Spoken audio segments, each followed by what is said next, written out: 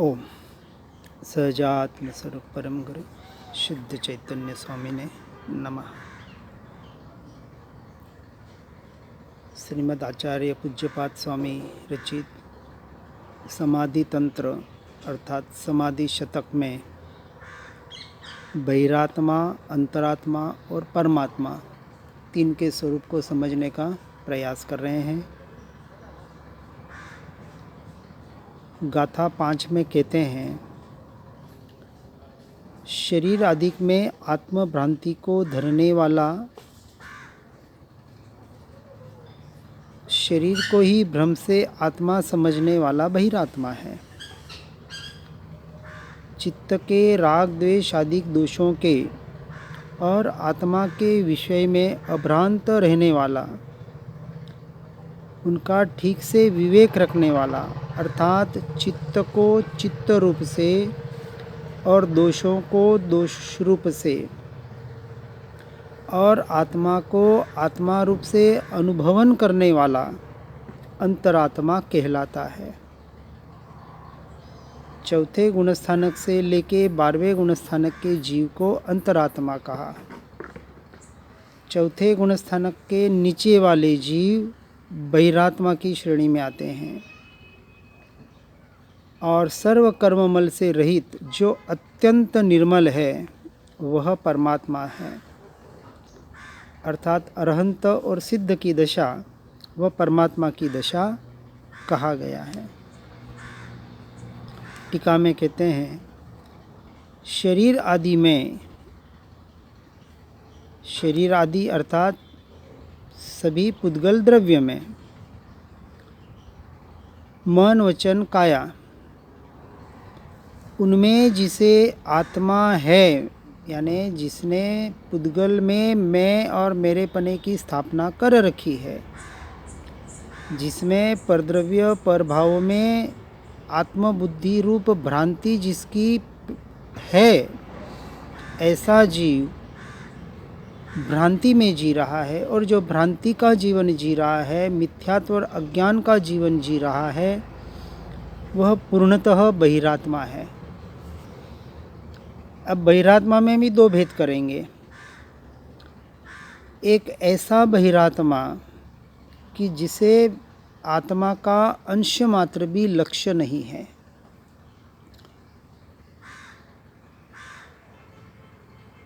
या तो वो धर्म नाम की किसी वस्तु से ही नहीं जुड़ा है और या जुड़ा है तो किसी क्रिया विशेष में, धर्म विशेष में मत संप्रदायों के आग्रहों से जुड़ा हुआ है, वह तो 100% बहिरात्मा ही है। परंतु जो आत्मा की बातें सुन रहे हैं, समझ रहे हैं, पढ़ रहे हैं, वह भी जब तक इन बातों को सुनकर, पढ़कर, समझकर उस रूप परिणमित नहीं होते हैं, आत्म रूप परिणमित नहीं होते हैं, अर्थात जिन्हें पढ़कर, सुनकर, समझकर अपनी आत्मा का यथार्थ टंकोत्कीर्ण निर्णय अर्थात श्रद्धान नहीं होता है, वह जीव भी बहिरात्मा की श्रेणी में ही आते हैं। परंतु वह सम्यक्त्व सन्मुख बहिरात्मा है, क्योंकि निरंतर प्रयास और पुरुषार्थ कर रहे हैं, लेकिन सुनकर समझकर भी जो पुरुषार्थ नहीं कर रहे हैं, उसमें भी अलग अलग प्रकार के श्रोता है। श्रोताओं की श्रेणियां बताई जाती है।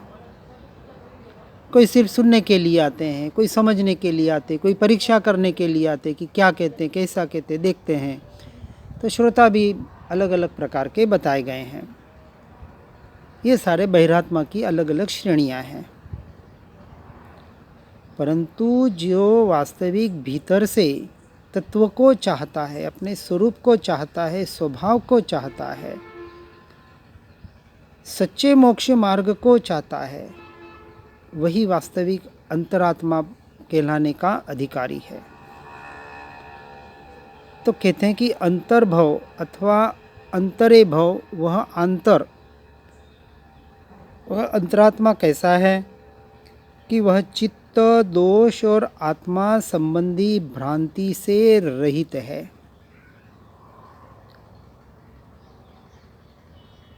अपने चैतन्य स्वभावी भगवान आत्मा जो मैं हूँ, निरंतर अपने चित्त को, अपनी चेतना को, अपनी पर्याय को गुणों के द्वारा अपने स्वरूप में, अपने स्वभाव में, ज्ञायक भाव में अपने चित्त को जो स्थिर करने का प्रयास करता है, अर्थात जो चित्त वृत्तियाँ निरंतर बाहर परद्रव्य और परभावों में जा रही हैं, वहाँ से हटाकर अपने स्वरूप में स्थिर करने का पुरुषार्थ, ये हुई क्रिया। किसकी? आत्मार्थी की क्रिया। मैं आत्मा ही हूँ, मैं अपने में ही हूँ, ये तो शब्दों वाणी का कथन मात्र हुआ, लेकिन क्या वो वास्तविक अपने में हैं? तो उसलिए आगे की दो बात बताई। इसका निर्णय कैसे करेंगे? तो वह अपने चित्त में ठहरने के द्वारा अपने दोषों को और अपने आत्मा संबंधी जो भ्रांतियां हैं उससे रहित होता है। तो दोष कौन सा? कि यदि मैं आत्मा ही हूँ, इसका निर्णय हो गया, तो मैं अन्य नहीं हूँ, और मैं अन्य नहीं हूँ तो अन्य में क्यों हूँ? जो जगह मेरी जगह नहीं, जो स्थान मेरा स्थान नहीं, घर, स्त्री, पुत्र, परिवार आदि, उस स्थान में मैं क्यों अभी तक रह रहा हूँ, ऐसी भीतर से झंखना आती है और वहाँ से छूटने का निरंतर प्रयास और पुरुषार्थ करता है। ये जो सबसे बड़ा दोष, कौन सा दोष? परद्रव्य परभावों में रचने पचने का दोष। और ये दोष किसकी वजह से आ रहा है? क्योंकि जो भ्रांति वास्तविक निकलनी चाहिए थी जड़ मूल से, वो अभी तक उस अपेक्षा से नहीं निकल पाई जिस अपेक्षा से निकलनी चाहिए थी। इसलिए उस बात को समझाने के लिए यहाँ कह रहे हैं कि हे जीव, ये जो आत्मा संबंधी तेरी भ्रांति है, तू मुँह से तो कह रहा है कि ये मैं नहीं और ये मेरे नहीं।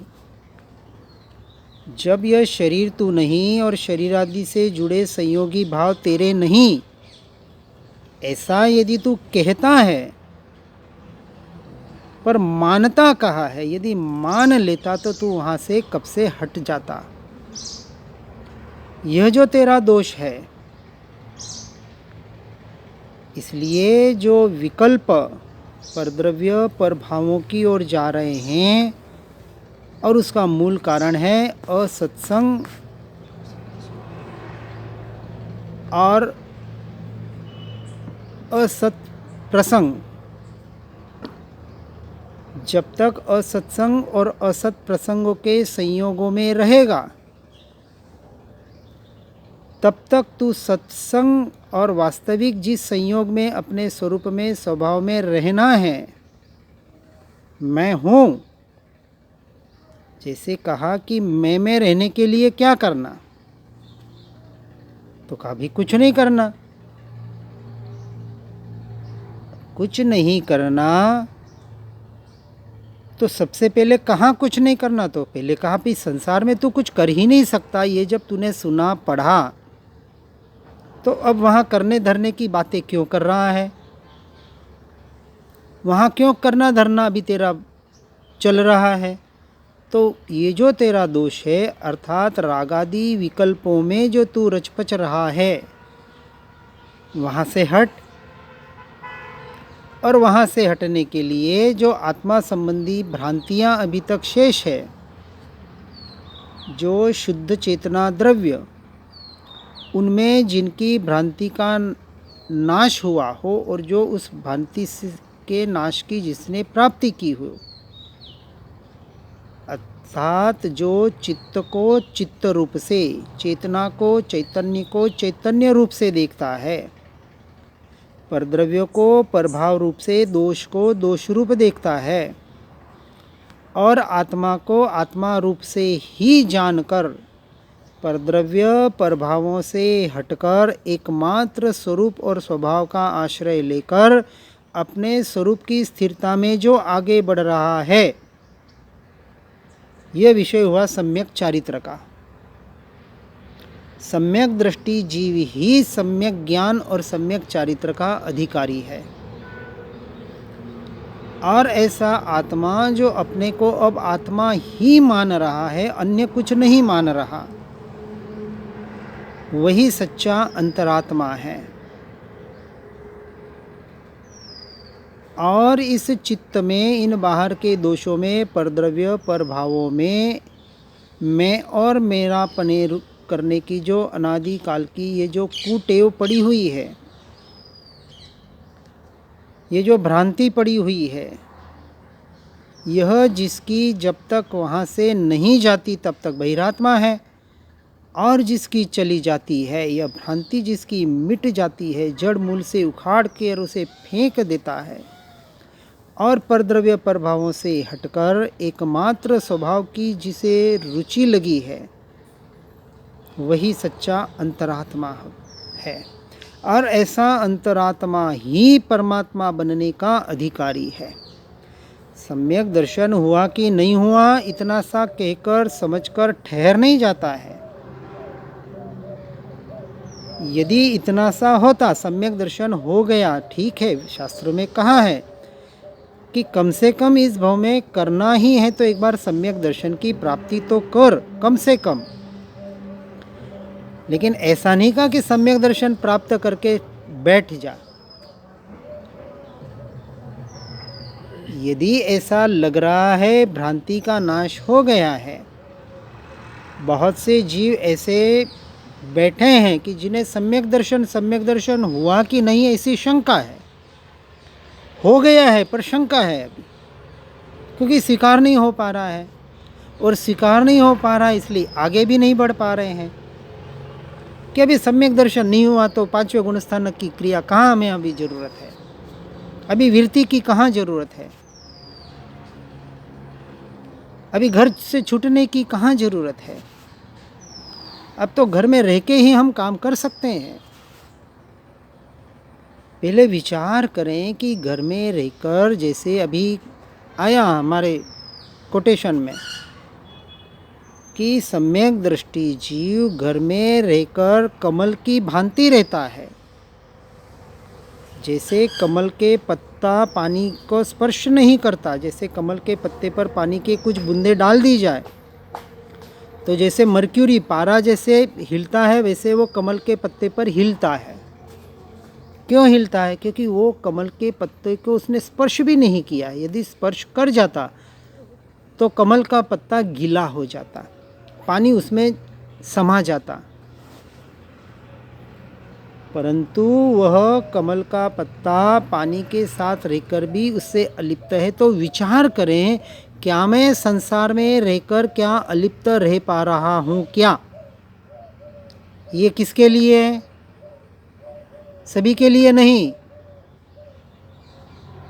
जिनके अभी व्यवहार की अपेक्षा से संसार के कुछ कर्तव्य शेष है, उनके लिए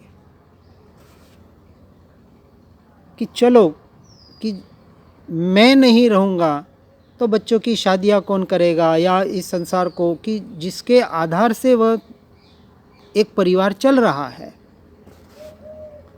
लेकिन एक स्थिति ऐसी आती है जब बच्चों की शादियाँ हो जाती है, वो अपने पाँव पर खड़े हो जाते हैं, घर वाले को किसी की आप पे डिपेंडेंसी नहीं रहती है।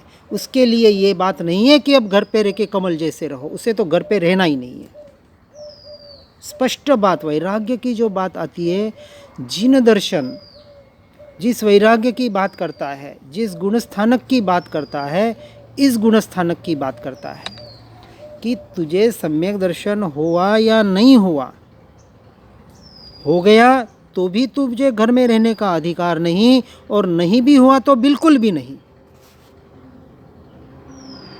क्यों नहीं?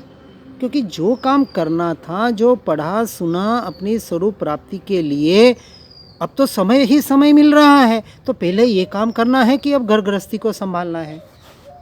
जहाँ मेरी ज़रूरत नहीं वहाँ मैं क्यों रह रहा हूँ। ऐसा विचार किसको आता है? जिसके ऊपर अभी उसके परिवार वाले डिपेंडेंट है।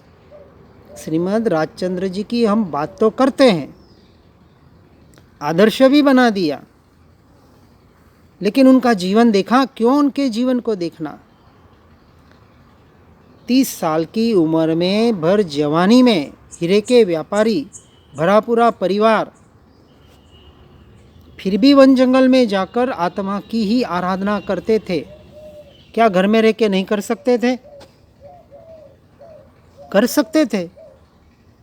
जब वो कहते कि हम देहधारी है, ये सोचना पड़ता है हमें, तो मैं आत्मा हूं ये सोचना पड़ता है, फिर भी घर में नहीं रहे।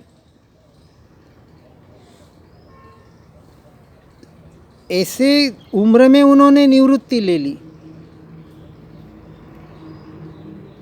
छोटे बच्चे, पूरे परिवार उन पे डिपेंडेंट।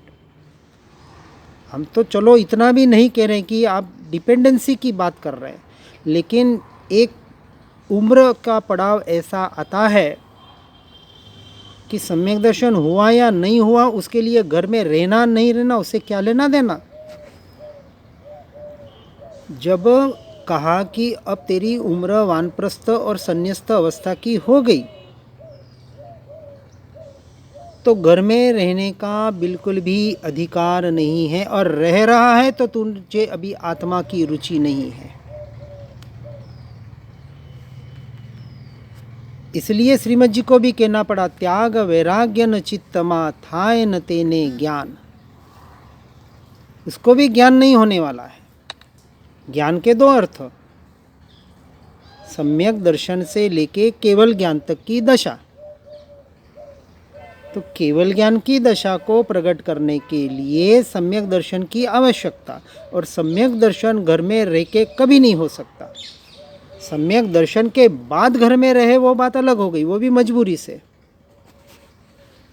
हाँ, ऐसे कोई कर्म के उदय आ जाए, लेकिन हमने हमारे प्रमाद को कर्म का उदय के दिया, पुरुषार्थ के कमजोरी को कर्म का उदय के दिया। कमजोरी तो पुरुषार्थ की है, और इल्जाम लगा दिया क्या करे कर्म के उदय ही ऐसे है। इसलिए कर्म को दोष बिल्कुल नहीं देना। कर्म बेचारे क्या करें, हम पढ़ रहे सुन रहे कि नहीं, कर्म कुछ कर ही नहीं सकते। जब कहते कि कर्म मुझे छुए तक नहीं, तो फिर कर्म के उदय से तुझे क्या लेना देना। और जब कर्म के उदय से लेना देना नहीं है, जब तुझे तेरा ही काम करना है, और अब तुझे पूरा समय मिला है, तो पूरा का पूरा समय इसमें लगाना। यदि तुझे लग रहा है कि सम्यक दर्शन नहीं हुआ और हो गया ऐसा भी लग रहा है, तो आगे बढ़। ये मार्ग ठहरने का नहीं है, क्योंकि परद्रव्य प्रभाव ऐसी फिसलन है कि जहाँ फिसलने में क्षण मात्र भी देर नहीं लगती, तुरंत फिसलना हो जाता है, क्योंकि अनादि का अभ्यास पड़ा हुआ है। अनादि की विपरीतता का अभ्यास कब बाहर भटका देता है हमें पता भी नहीं चलता है, और वो जीव इस भ्रांति में रहता है कि मैं बहुत कर रहा हूँ। इसलिए भ्रांति से निकलना है, और भ्रांति से निकलने के लिए असत्संग और असत प्रसंगों से त्वरित, निहाल चंद जी सोगानी जी की भी हम बात करते, एक एक आज के समय की बात चल रही है। ये जैसे ही झंकना तो थी, और सुना राग भिन्न ज्ञान भिन्न, चिंतन चला, सम्यक दर्शन प्रकट हो गया। अब क्या करना, हो गया। अब कहाँ कलकत्ता गए, जाते ही जो उनका कमरा था, क्या करते थे वहाँ? परिवार के साथ, यानी एक ही घर में रहकर भी एक साथ नहीं रहे। लेकिन सिर्फ वो घर में रह के अब हम भी एक कमरे में रहकर काम करेंगे ऐसा नहीं, सम्यक दर्शन के बाद की बात।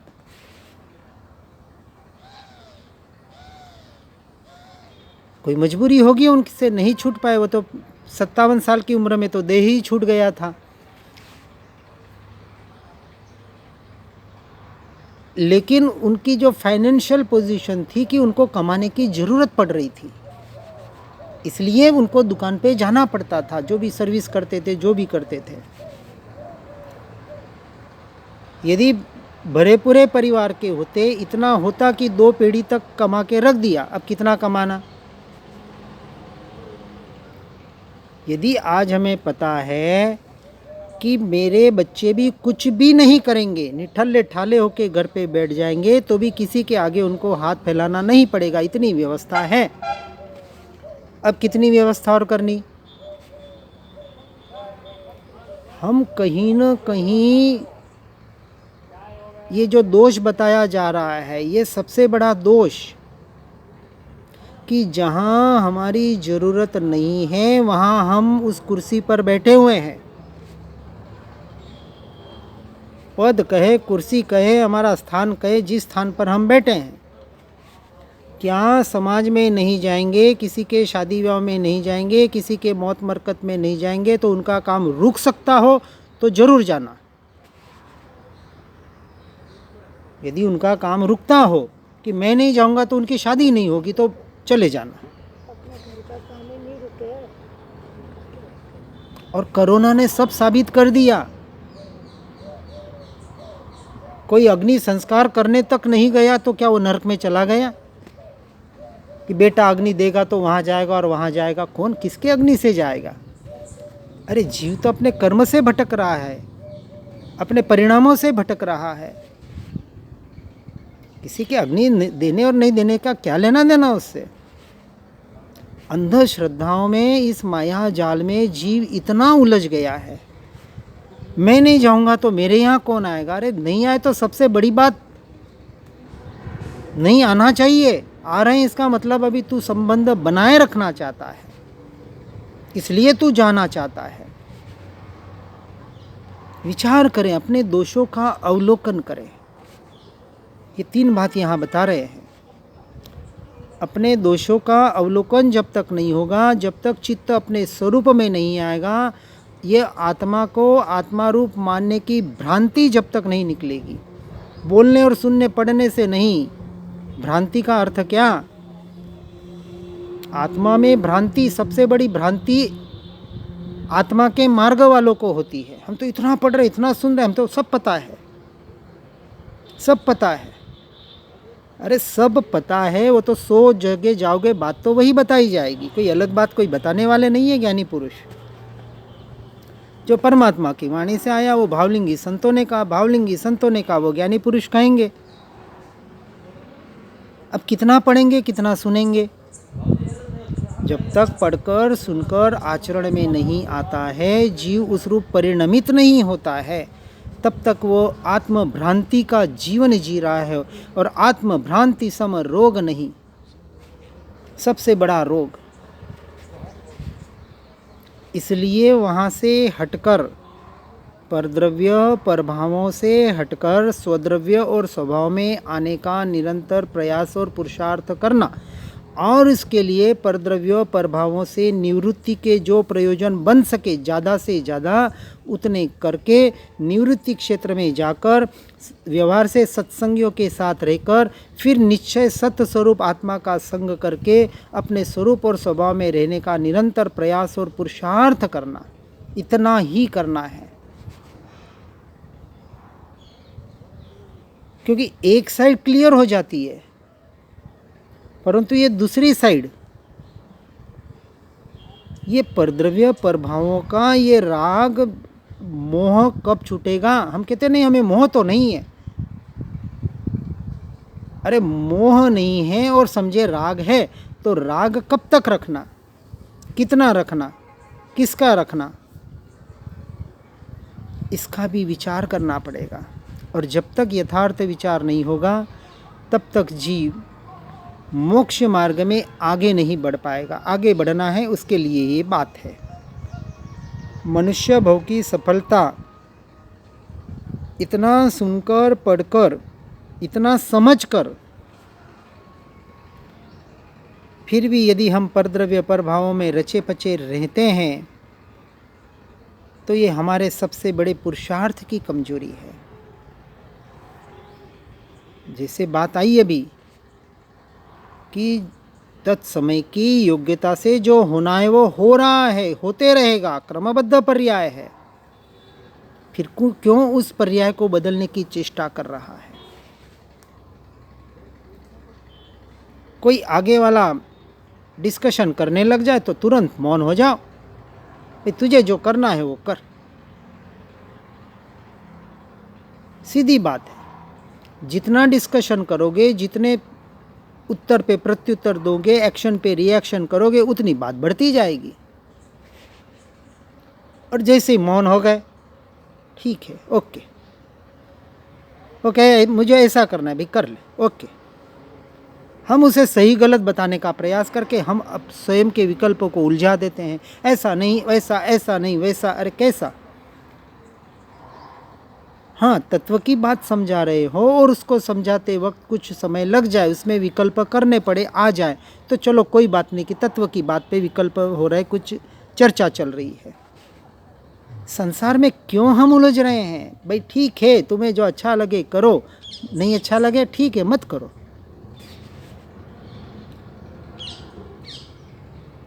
वहाँ तो कोई उपदेश, आदेश, किसी भी प्रकार की सजेशंस कुछ नहीं देना है। नो सजेशन, हट जाओ वहाँ से। यदि स्व का काम तीव्रता से करना है, ज़्यादा से ज़्यादा करना है, तो बस यथा योग्य विचार करना, हम जहाँ खड़े हैं वहाँ से आगे बढ़ने का प्रयास और पुरुषार्थ करना, इतना ही सबका सार है। और स्वयं का निर्णय स्वयं से, स्वयं के लिए करना, और कोई कर ही नहीं सकता, करा नहीं सकता। ये तो अनंत पुरुषार्थ किसे कहा? इस निर्णय करने का नाम अनंत पुरुषार्थ है। जीव निर्णय ही नहीं कर पा रहा है, स्वयं का निर्णय नहीं कर पा रहा है। अनंत पुरुषार्थ कोई मेहनत नहीं करनी है, कहीं शरीर को नहीं खपाना है, कुछ नहीं करना है। पर को पर स्वीकार करके, स्व को स्व स्वीकार करके उसमें स्थिरता करने का पुरुषार्थ, कुछ नहीं करना और अपने में रहना, इसका नाम अनंत पुरुषार्थ है। इतना सा काम है। तो कुछ न करते हुए और न करने का अर्थ ये नहीं कि वेद ज्ञान अभ्यास छोड़ दे और संसार में रचा पचा रहे। कुछ नहीं करना तो फिर ये भी क्यों करे? भैया अपेक्षा से कहा गया, पहले अशुभ से पूरा छूट, फिर शुभ से छूट, और फिर शुद्ध से भी छूट जा। कौन कह रहा है भेद ज्ञान करते रहना जिंदगी भर? यदि स्वद्रव्य में स्थिर हो रहा है तो भेद ज्ञान की जरूरत ही नहीं है। ज्ञान स्वभाव में स्थिरता हो रही है, उसे कहाँ भेद ज्ञान की जरूरत है? कोई क्रिया नहीं है, वो अकर्ता हो गया। मैं अकर्ता हूँ ये बोल दिया तो हो थोड़ी गया क्या? भाई निश्चय से तो अकर्ता ही है आत्मा, तो कर्ता क्यों बन रहा है फिर ये? तो कहा पहले परद्रव्य प्रभावों का कर्तृत्व छोड़, स्वद्रव्य का कर्तृत्व एकदम छोड़ने की बात नहीं कही। तो अपेक्षा हर जगह समझनी है, यथा योग्य अपनी परिस्थितियों को, अपनी अवस्था को समझ के उस अनुसार व्यवहार निश्चय का यथार्थ रूप से समन्वय करके, न क्रियाभास बनना है, न निश्चयाभासी बनना है, न उभयाभासी बनना है। अंत में तो आत्मा की ही स्थिरता। यदि तीव्र पुरुषार्थ है, सब कुछ छोड़ के यहाँ समाधि लेके अभी बैठ जाओ, अभी मोक्ष है। मोक्ष कहाँ दूर है? मोक्ष तो मैं ही तो हूँ, मोक्ष स्वरूप। तो मुझे अपने में स्थिर होना, इतना तो मोक्ष का काम करना है। और काम क्या करना है? और जो अपने में स्थिर हो गया वो परद्रव्य प्रभाव में जाएगा ही नहीं, जा ही नहीं सकता। और गया तो अपने में रह नहीं सकता। उपयोग तो एक समय में एक जगह ही रहेगा, दो जगह जा ही नहीं सकता। इसलिए यथार्थ रूप से समझकर आगे बढ़ने का प्रयास और पुरुषार्थ करना। इसी भावना के साथ ओम नमः सिद्धम। जहाँ वाणी के ज्ञान से सूझे लोकालो, सो वाणी मस्तक नमो सदा देत हूँ धो। ओम नमः सिद्धम।